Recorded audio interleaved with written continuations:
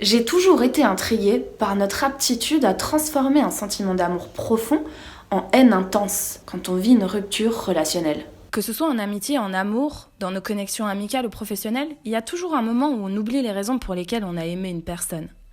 Il s'agirait du biais cognitif de la négativité, qui est ancré dans nos cerveaux pour nous aider à survivre depuis l'époque des cavernes. Depuis, on a bien évolué, et en réalité on en a beaucoup moins besoin. Mais ce biais est bizarrement resté en place dans nos petites têtes. C'est cette vision partielle de la réalité que j'ai décidé de traiter à travers la désunion d'Alix et Simon, qui se séparent d'un commun accord au bout de 6 ans et sont obligés de cohabiter durant encore quelques semaines, le temps que l'un d'eux puisse déménager.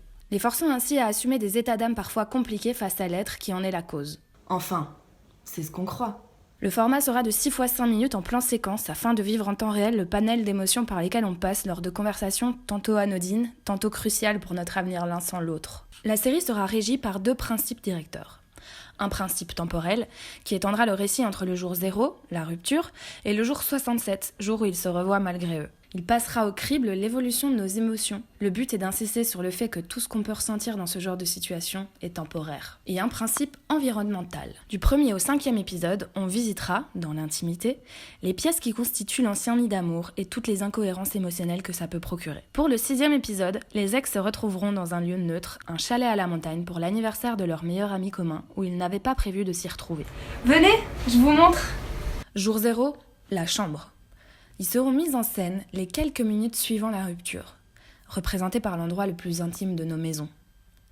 Jour 2, la salle de bain. L'épisode englobera les discussions qui traitent de l'implication émotionnelle au sujet des proches et de la famille. Jour 7, la cuisine. On suivra une partie de la discussion sur la séparation des biens. Qui gardera la cafetière ? Qui gardera le chien ? Jour 16, le salon.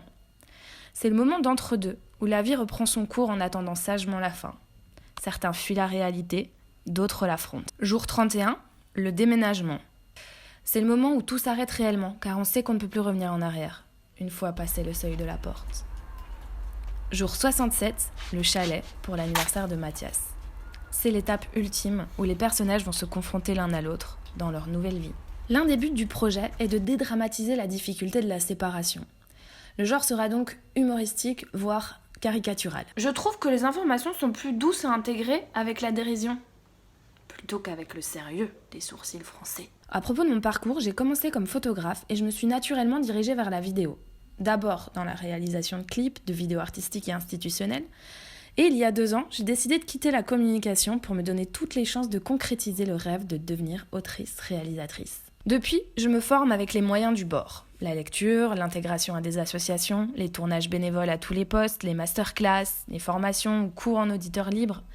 Parmi tout ça, j'ai eu la chance de participer à l'atelier 7 cet été et plus récemment à une semaine sur l'écriture de personnages puissants par Elia Becerra, organisée par le scénario au long cours. Tout ça a été très riche en expérimentation et aujourd'hui la théorie est bien intégrée dans ma tête. Mais quand je suis seule devant ma feuille, je me retrouve souvent face à des blocages pour la mise en pratique. J'ai encore besoin d'être guidée par une structuration que je n'arrive pas à délimiter moi-même. Vous me direz, c'est encore lié à ces satanés biais cognitifs, desquels on peut difficilement se sortir seul. Je sais qu'être accompagnée par un mentor me permettrait de dépasser tous ces moments de flottement et de pousser le plus loin possible la symbolique des conflits que vivent les personnages. Pour enfin passer à l'étape suivante, la réalisation. Merci à Frame Résidence de nous offrir une si belle opportunité. Prenez soin de vous.